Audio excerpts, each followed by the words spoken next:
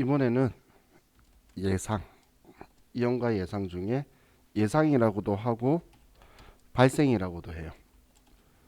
자, 이 예상은 과거에 회계상의 거래가 발생하지 않아서 회계 처리를 하지 않았다라는 게 전제 조건이에요.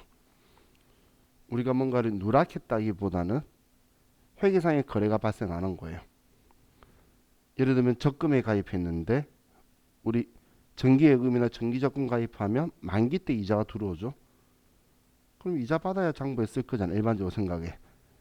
그렇기 때문에 우린 장부에 안 썼는데 회계 기준에서는 발생주의니까 올해 12월 31일까지 발생한 건 올해 이자로 처리하라는 거예요. 나머지는 내년 거다. 이걸 구분해서 인식하라는 게 지금 예상이다라고 보시면 돼요. 자, 그럼 자, 예를 보면 자, 얘도 예절을 가지고 자, 우리가 X1년도 10월 1일 날 정기 예금에 1,000만 원짜리를 가입을 해요. 예금 이자율은 12%. 그리고 월할 계산을 하면 자, 금액을 보는 순간 제가 왜 이렇게 썼는지 알겠죠? 자, 저 산수 못하는 거 알잖아요. 그래서 자, 1,000만 원에 12%면 1년 이자가 120만 원이고 그리고 그럼 한 달에 이자가 10만 원이다라고 되는 거죠. 그럼 자, 우리가 가입을 했을 때 X년도 10월 1일 날 자, 분계는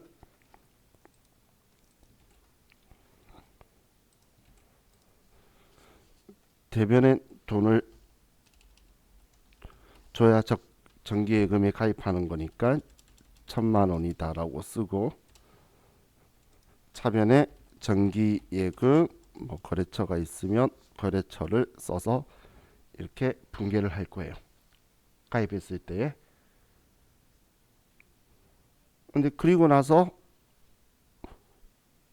우리는 만기가 1년짜리 정기예금에 가입했다라고 하면 그럼 만기 되었을 때 원금하고 이자 120을 받을 거잖아요. 그래서 회계 처리를 안 하고 있는데 회계 기준에서는 올해 발생한 이자만큼 이자 수익을 인식하라는 거예요. 그럼 X1년도 12월 31일 기준으로 보면 단기 발생 이자가 1,000만 원에 12% 곱하기 10, 11, 12 세 달 치죠. 하면 30만 원의 올해 이자가 발생했다는 거예요. 그러니 30만 원만큼 올해 발생한 이자니까 올해 이자 수익으로 인식하라는 거예요. 그럼 이자 수익이다 30만 원. 그럼 우리는 지금 올해 이자에 대해서 장부에 쓴 적이 단 한 번도 없잖아요. 그럼 올해 발생한 만큼 이자 수익을 인식할 거면 수익 자리인 대변에 수익 계정 과목을 써서 이 금액을 손익계산서에 반영시키는 거예요. 그럼 차변에는 우리가 돈을 받아야 되는데 아직 받은 게 없죠. 그래서 미수 수익이다라고 아직 못 받은 수익이다라고 정리해 두는 거예요.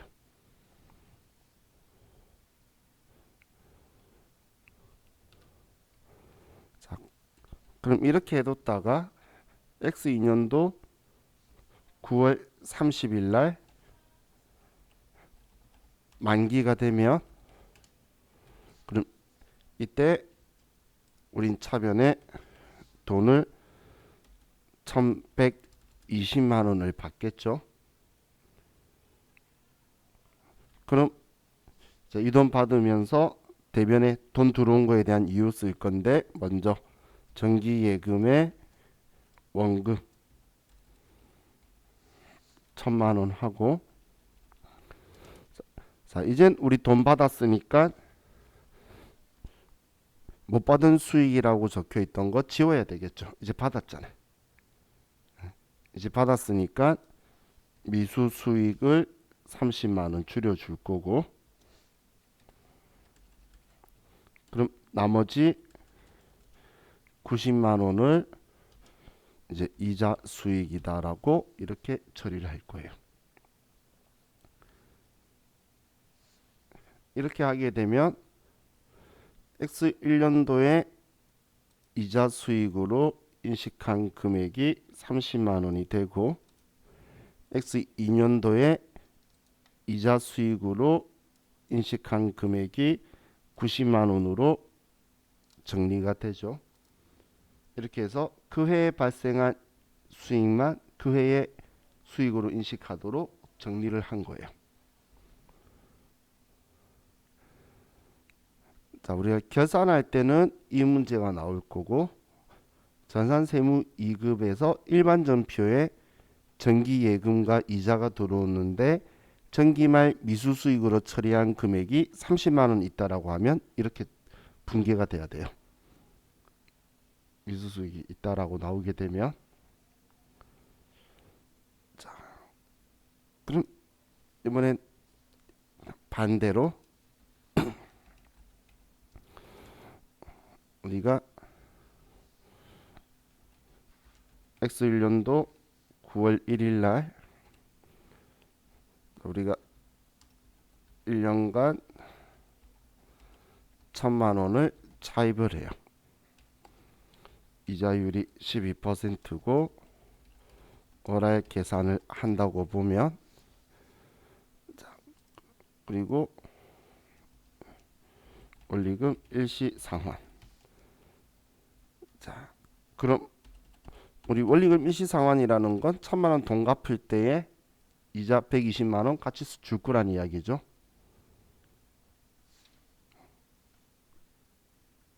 그럼 돈 빌릴 때는 차변에 현금 1000만 원을 빌리고 대변에 내년에 갚아야 되니까 단기 차입금 A라는 회사한테 1000만 원을 우리 나중에 갚아야 된다라고 장부에 써둘 거예요. 자, 지금 이걸 우리는 X1년도 9월 1일 날 이렇게 처리할 건데, 그럼 원리금 일시상환이라는 건 내년 8월 31일 날 원금 갚을 때 같이 이자 주면 되니까 우리는 회계 처리를 하지 않았는데, 우리 회계 기준은 12월 31일 날 올해까지 발생한 이자는 올해 이자로 이자 비용을 인식하라는 거예요. 그럼 차변에 이자 비용이다라고 쓸 거고, 올해 발생한 건 9, 10, 11, 12 네 달치죠. 그 네 달치의 이자를 이자 비용으로 쓰고, 자, 근데 지금 이 이자는 당연히 내가 줘야 되는 건데 내가 줘야 되는 걸 안 준 건가요? 그게 아니죠. 내가 줘야 되는데 안 준 돈을 확정 채무라고 하는데, 확정 채무는 미지급금이라는 계정 과목을 써요. 내가 돈 줘야 되는데 안 준 거는. 근데 얘는 줘야 되는데 안 준 게 아니죠. 그럼 이때 쓰는 계정 과목이 미지급 비용이라는 계정 과목을 쓸 거예요. 미지급금하고 미지급 비용하고는 우리 외부 이용자한테는 큰 차이가 있는 의미가 완전히 다른 계정 과목이다라고 보시면 돼요. 미지급금은 줘야 되는데 안 준 거, 미지급 비용은 줘야 되는 게 아니라 아직 때가 아닌데 우리가 비용 인식하기 위해서 회계상에 처리해 둔 거다라는 인지가 되는 계정 과목이다라고 보시면 돼요. 그럼 X2년도 8월 31일 날 우린 돈 갚기 위해서 대변에 1120만 원을 주면 차변에 단기 차입금 이제 원금 갚았으니까 지우고, 그리고 이제 이 이자 비용 미지급 비용이라고 썼는데 줬잖아요. 그래서 미지급 비용 40만 원을 줄여주고 나머지 80만 원은 올해 발생한 이자 비용이다. X 2년도에 이렇게 정리를 할 거라는 거예요.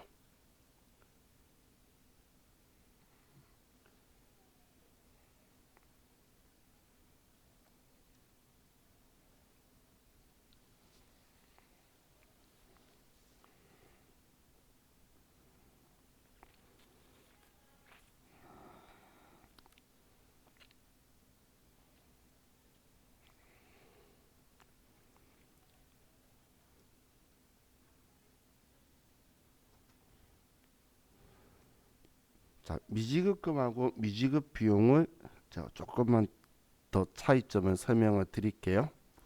자, 우리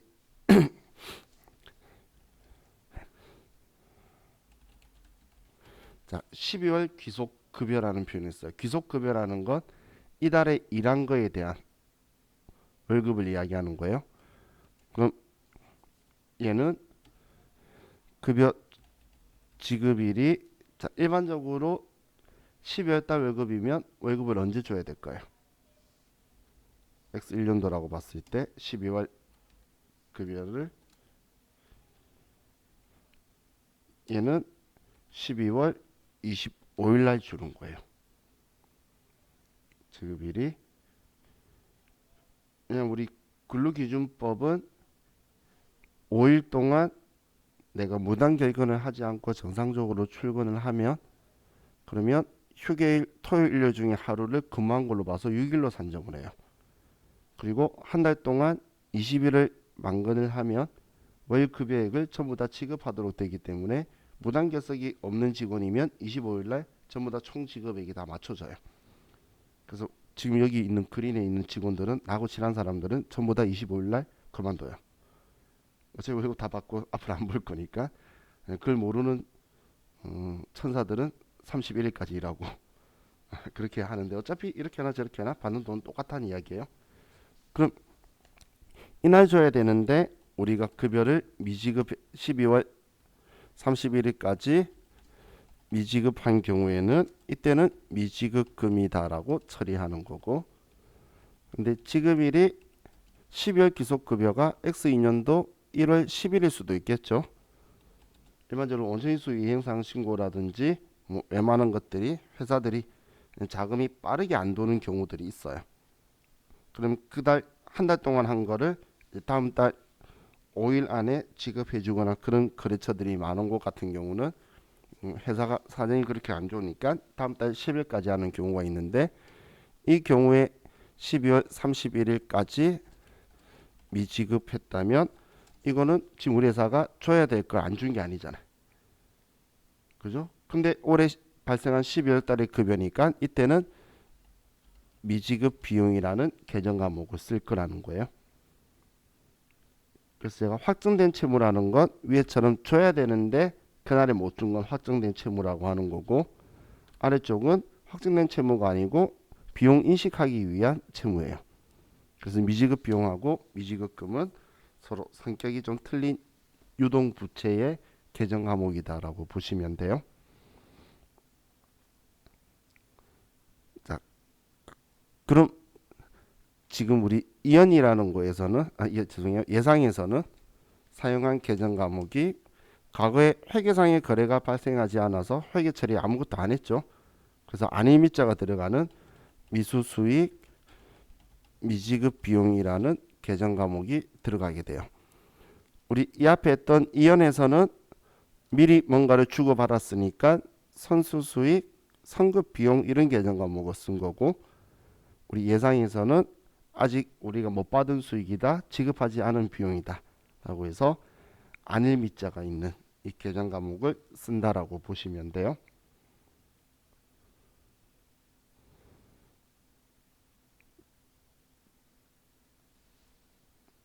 자, 그럼 우리가 과거에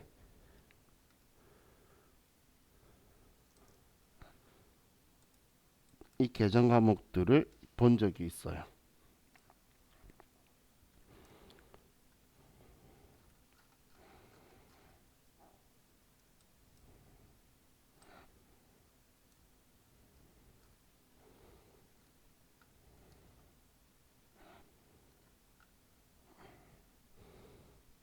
여러분들 교재 53페이지로 가보시면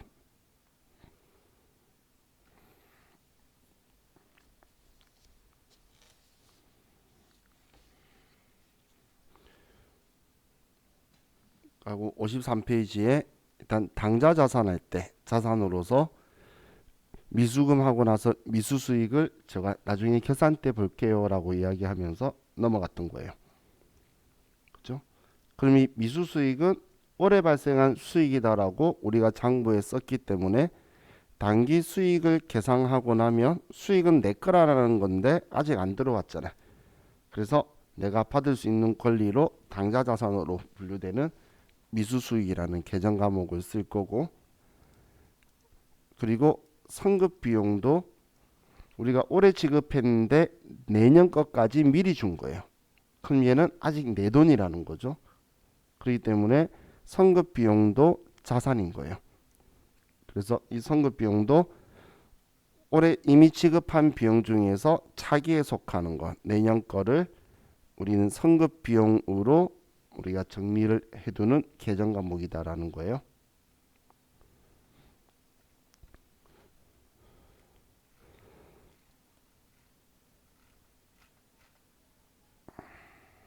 자,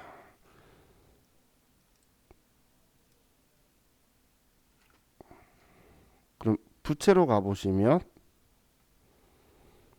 이제 67페이지로 가시면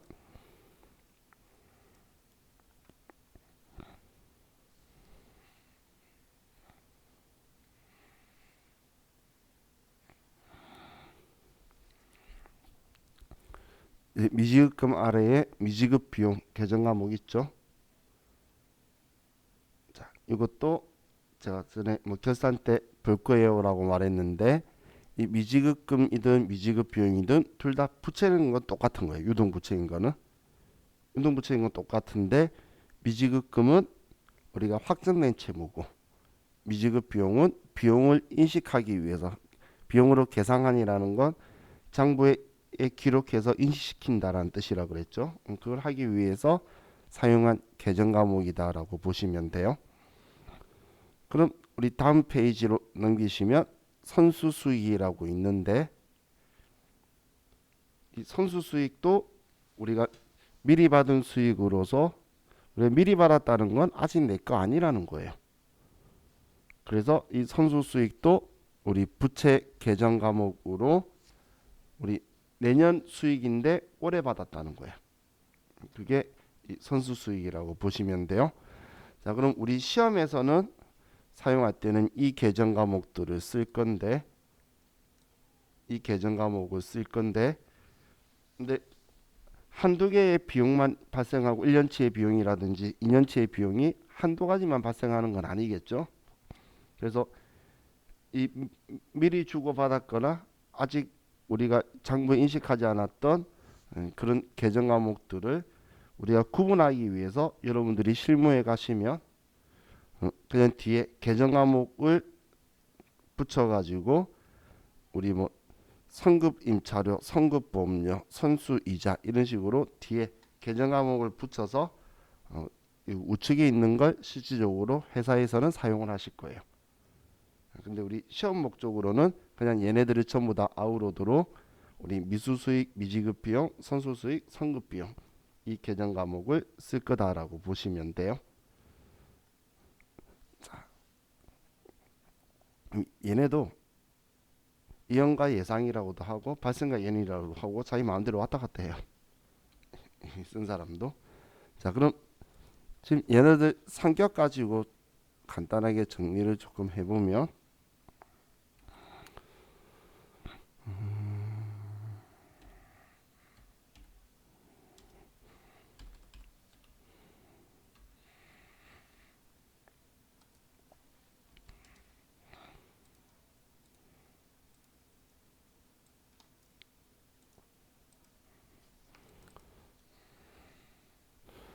자, 우리가 이연에서는 선급 비용 그리고 선수 수익이라는 계정 과목을 쓰고 발생 예상 여기에서는 미수수익 미지급 비용이라는 계정 과목을 쓰는데 이 선급 비용 미수수익은 얘는 자산 계정 과목이고 선수수익 미지급 비용은 부채 계정 과목이에요. 그 성격이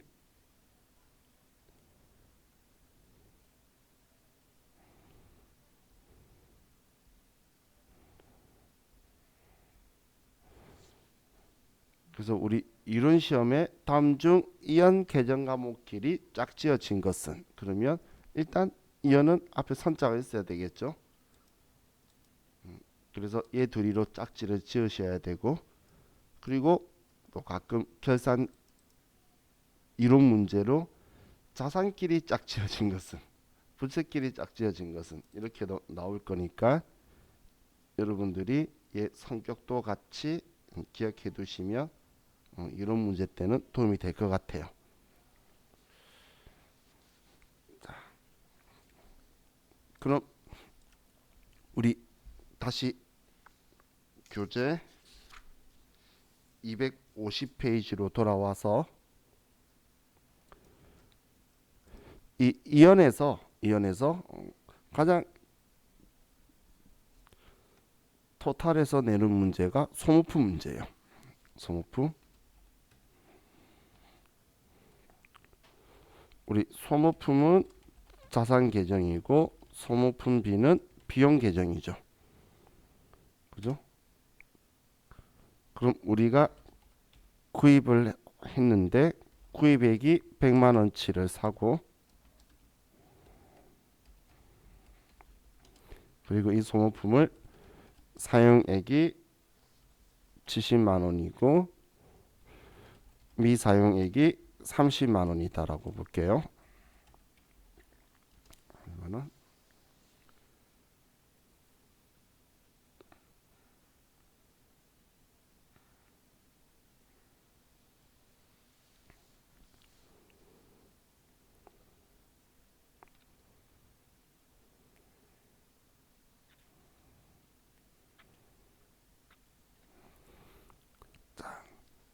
그럼 이걸 우리가 구입할 때에 자산 처리한 경우와 비용 처리한 경우 이렇게 보려고 하는 건데 구입할 때 자산으로 처리했다면 우리 차변에 소모품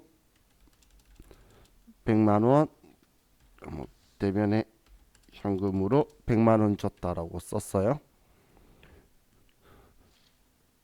자, 그럼 12월 31일 날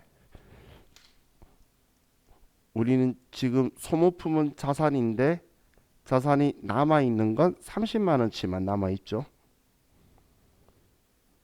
그럼 30만 원치만 남아 있으니까 100만 원 있다라고 하면 안 된다는 거예요. 그래서 자, 이렇게 생각하시는 거예요. 사용액은 썼으니까 없어졌으니까 소모품 B가 돼야 될 금액이고 남아 있는 게 소모품으로 남아 있어야 될 금액이에요. 얘가 그럼 소모품으로는 30만 원 남아 있어야 되는데 지금 100만 원 적혀 있으니까 우리는 소모품을 70만 원을 줄여줄 거예요.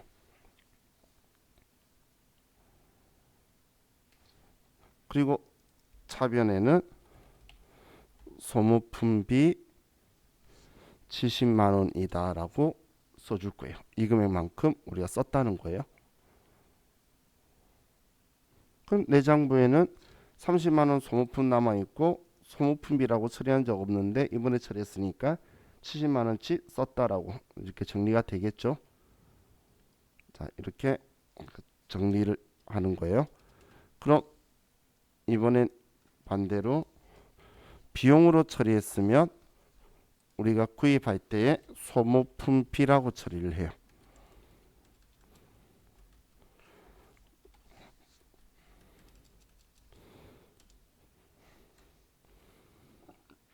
그럼 12월 31일 날 우리는 사용한 게 70만 원이니까 소모품비는 쓴 만큼 비용으로 처리돼 있어야 되는데 근데 지금 장부에 70이 아니라 100만 원이라고 적혀 있죠. 그래서 우리는 남아있는 금액만큼을 취소해 줄 거예요. 그래서 대변에 소모품 비다라고 해서 30만 원을 취소해서 쓴 만큼 70만 원만 소모품비로 이제 처리되도록 장부에 남아있도록 해주고 그럼 나머지 30만 원은 지금 내가 가지고 있는 거니까 아직 안 쓰고 있으니까 소모품이다라고 해서 얘를 써서 내 자산으로 인식되도록 회계 처리를 할 거예요.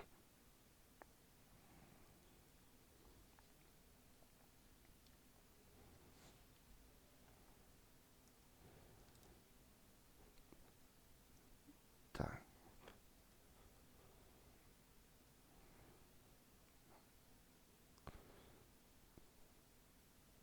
그럼 시험에선 지금 이 소모품 가지고 문제 나오는 거는 주로 세무이급에서 많이 나와요. 근데 세무이급에서 왜 이거 내냐면 여러분한테 문제 낼 때 이런 식으로 낼 거예요. 구입액이 예를 들어 100만 원인데 미사용액이 30만 원이다라고 볼게요. 그리고 구입 시 자산 처리를 했대요.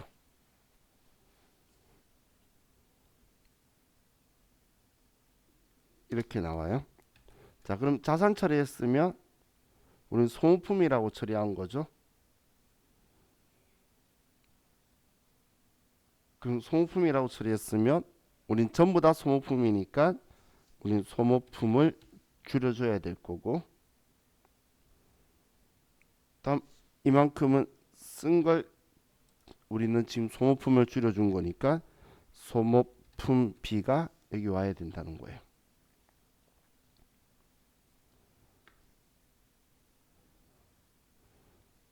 근데 문제는 자 여기에 금액을 얼마 쓰고 싶어? 30만 원 쓰면 안 된다는 거죠.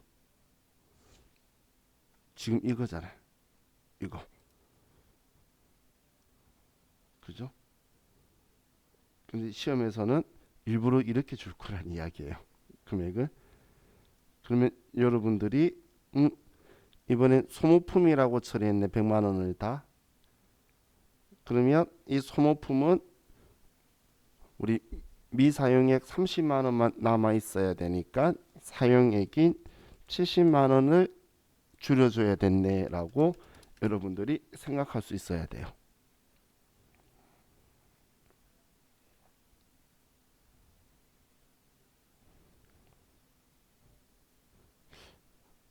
자, 그래서 이걸 생각보다 많이 틀려서 제가 한때 생각했던 게 이렇게 생각을 한번 해봤어요. 자, 보면 소모품이라고 처리했대. 자산 처리했으면 그럼 소모품이 가는 거고 비용 처리했대. 그러면 소모품비가 가겠죠. 그럼 여기가 소모품이면 여기는 소모품비고 여기가 소모품비면 여기가 소모품이라는 건 우리가 생각할 수 있겠죠. 설마 차변되면 같은 개념하면 쓸 거나 생각은 우리 안 할 거잖아요. 그럼 분계 계정 과목 위치는 찾았네요.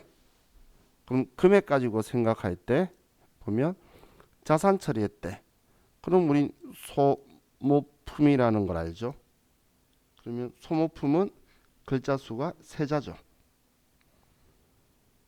그러면 우리가 회계 처리하는 금액은 사용액을 회계 처리한다는 거예요. 세자를. 그럼 얼마만큼 썼는지를 확인을 해서 그럼 소모품비 비용 처리했다면 소모품비니까 그럼 소모품비는 내자죠.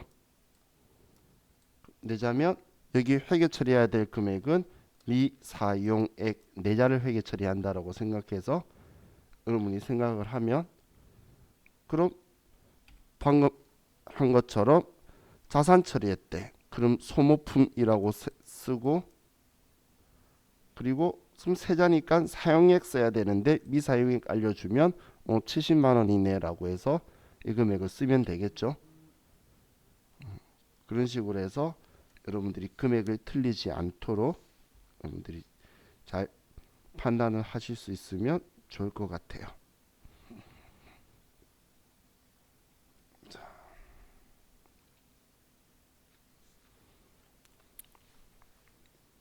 자, 이게 우리 소모품과 소모품비를 정리하는 거고, 어떻게 처리하든 간에 결론은 쓴 만큼은 소모품비, 남아있는 건 소모품으로 남는 거예요.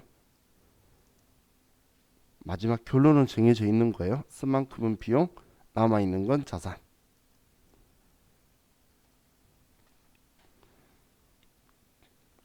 자, 이제 251페이지에 단기매매 증권 평가.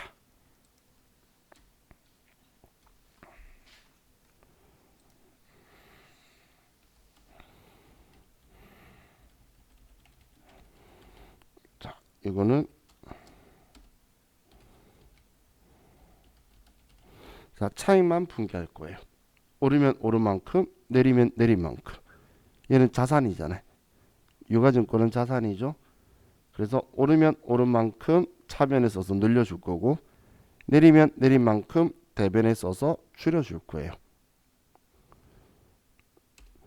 자, 우리가 취득할 때 취득을 1000주를 했는데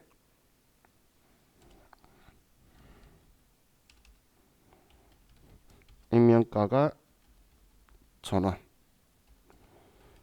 시가가 1200원, 그리고 취득 수수료가 10만원이 들었다고 볼게요. 그럼 이 돈을 전부 다 현금으로 지급했다면 현금으로 줄 건데, 우리는 항상 액면가에는 구매할 수 없어요. 그럼 우리는 시가 120만원에 수수료 10만원까지 해서 130만원을 주게 될 거고, 근데 우리가 취득한 게 휴식 다녀와요. 자, 이게 우리 단기매매 증권이면 단기매매 증권이다라고 해서, 이 단기매매 증권은 취득 시 수수료는 수수료 비용으로 별도로 처리하는 계정 과목이죠. 자기 매입 가격만 취득 가격으로 처리하는. 그래서 120만 원이다. 이 10만 원은 수수료 비용 900번대로 처리할 거라는 거예요. 자, 그럼 이렇게 취득한 단기매매 증권이 희말 공정가액이 한 주당 1,400원으로 올랐다면 외부 이용자한테는 이 공정가액으로 보여줘야 된다는 거예요. 그럼 우리는 지금 장부에 120만 원이라고 적혀 있는데, 근데 이거 1000주에 지금 현재 기말 공정가액이 주당 1,400원이면 외부 이용자한테는 140만 원으로 보여줘야 된다는 거고, 그럼 우린 20만 원을 높여줄 거예요. 그럼 자산이니까 높여줄 거면 차변에 단기 매매 증권 20만 원이다. 대변에 단기 매매 증권 평가 이익이다. 20만 원. 이렇게 처리하면 되겠죠. 그럼 이 단기 매매 증권은 실제로 안 일어난 거지만 단기 매매 증권이기 때문에 지금 즉시 개념 때문에 얘는 영업 외 수익으로 처리해 버리는 거죠.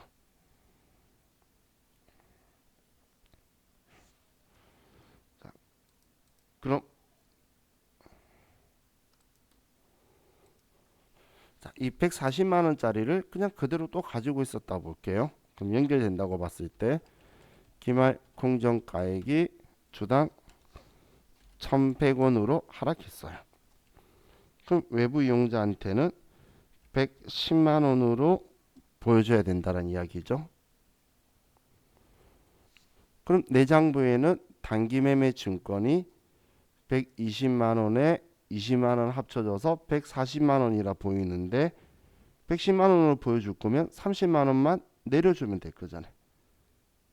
그럼 내려주려면 반대쪽 대변에 단기 매매 증권 30만 원을 줄여주고 차변에 단기 매매 증권 평가 손실이다 30만 원 이렇게 처리할 거예요.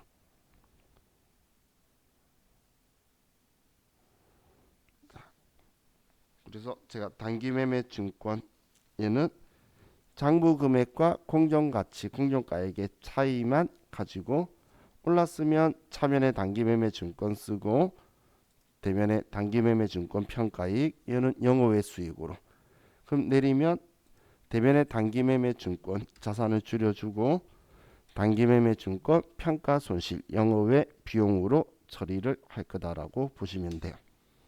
자, 얘가 단기 매매 증권을 평가한 거예요.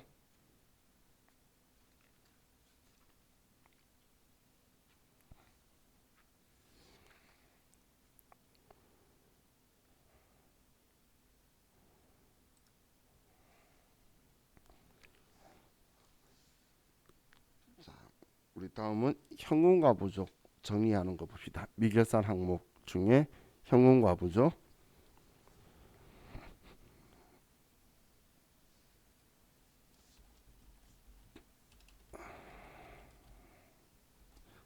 얘는 자, 미결산 항목으로 기말까지 장부에 잔액이 남아 있다면 그걸 우리가 지워줘야 돼요. 근데 이 현금과 부족 계정 과목은 성격이 차변 계정이에요. 차변 계정이라는 건 이런 의미예요.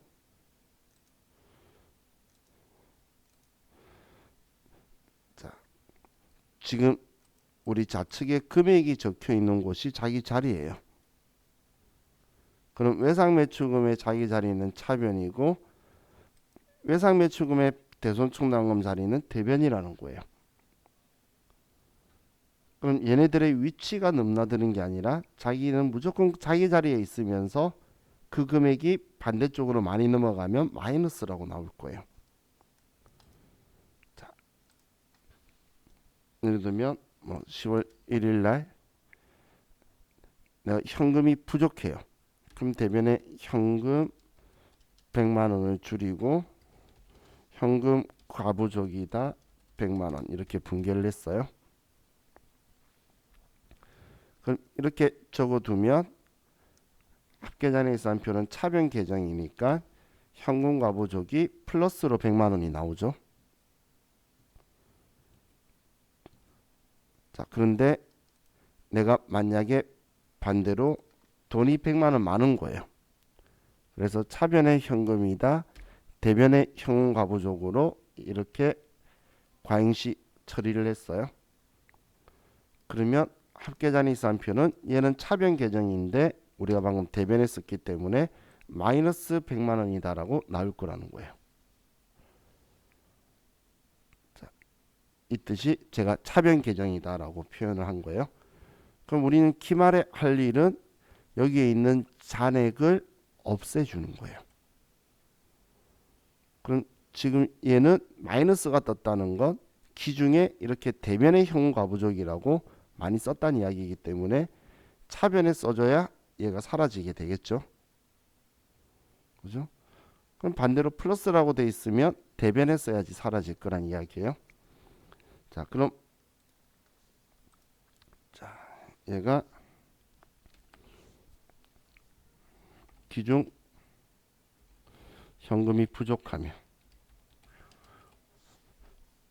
우린 부족하다라는 이 타이밍이 되면 장부 잔액을 실제 잔액에 맞춰주기 위해서 대변에 장부상의 현금 잔액을 부족한 만큼 낮춰주고 차변에 현금 과부족이라고 처리를 할 거예요. 자, 그랬는데 우리 기말까지 원인 불명 얘를 못 찾은 거예요. 그럼 기말까지 못 찾았으면 이 현금과 부족은 우리가 차변에 써뒀던 걸 이제 대변에 써서 지워야 되겠죠. 그래서 대변에 현금과 부족 얼마 다 지워주고, 그럼 돈이 지금 어딘가 나갔는데 원인을 모르죠. 그럼 의미가 크지 않게 사라졌다 해서 잡손실이다라고 처리할 거예요. 자, 그런데 만약에 기말에 현금이 부족한 거예요. 결산하는데. 결산일날 현금 잔액이 부족하면 그럼 어떻게든 실제 잔액에 맞춰줘야 되니까 대변에 현금 얼마 이렇게 줄여줄 거예요. 자, 그리고 나서 차변에, 자, 우리는 기말이면 기중에 있던 현금과 부족도 지워야 되는데 기말에 현금과 부족 썼다가 혼자 퇴근하기 전에 현금과 부족 지우는 건 혼자 이상한 짓 하는 거죠. 그렇기 때문에 그냥 바로 이때는 현금과 부족 처리하는 게 아니고 즉시 잡손실로 처리하는 거예요. 이때는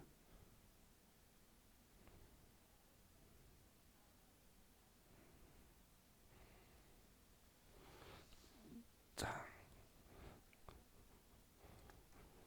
그럼 반대로 기중 현금이 많으면 현금 잔액을 장부상 잔액을 실제로 무조건 맞춰주는 거예요. 그럼 장부상의 현금 잔액 높이려면 차변에 써야 되고, 이것도 찾겠습니다라는 의미로 대변에 현금과 부족이다라고 써두고,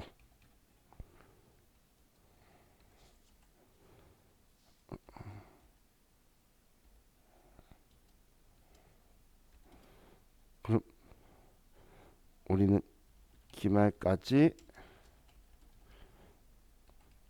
원인을 못 밝힌다면 그때 이 현금과 부족을 지워줘야 되니까 차변에 있던 대변에 있던 내장부상의 잔액은 없애버려야 된다는 이야기예요.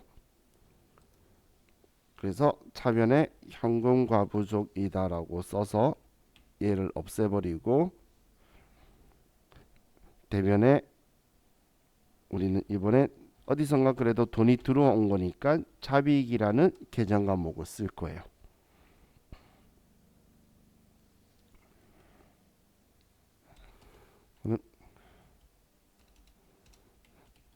기말 현금이 과잉, 기말의 잔액이 현금 잔액이 많다면 일단 이 시점에는 우리가 제일 중요한 건 현금 시제 맞춰주는 게 1번이에요. 현금 시제를 맞추고 나서 다음 대변에 원인 모르겠는데 찾겠다고 할 시간이 없다는 거야. 그래서 바로 우리는 잡이익이다라고 처리를 할 거라는 거예요. 자, 그래서 결산만 가지고 이야기할 때는 이런 표현을 써요. 이 현금과 부족에 대해서 결산만 가지고 이야기할 때 딱 문제 내용을 봐서 돈이 많다라는 걸 알겠죠? 그러면 수익 자리는 대변이니까 대변에 잡이익 적어놓고 시작하는 거예요. 그리고 과거에 현금과 부족 처리한 적이 있다면 현금과 부족 지우면 되고, 처리한 적이 없으면 현금 시제 맞춰야 되니까 현금이라고 쓰면 돼요. 그럼 반대로 현금이 부족하다면 그냥 이것저것 볼 것 없이 차변의 비용 자리에 잡손실이다라고 해서 영업의 비용 처리해 놓고, 그리고 현금과 부족 처리한 적이 있으면 현금과 부족 지우고, 현금과 부족 처리한 적이 없다는 건 현금 시제 안 맞췄다는 거야. 그래서 현금 시제를 맞춰준다 이렇게 생각하셔도 돼요. 자, 그래서 우리 이 현금과 부족은 우리가 기말에 얘네들 잔액을 전부 다 없애야 되는 계정 과목이다. 자, 이렇게 보시면 돼요. 자, 우리 이번 시간 여기까지 하고 좀 쉬었다가 다음 페이지 볼게요. 쉬었다 합시다.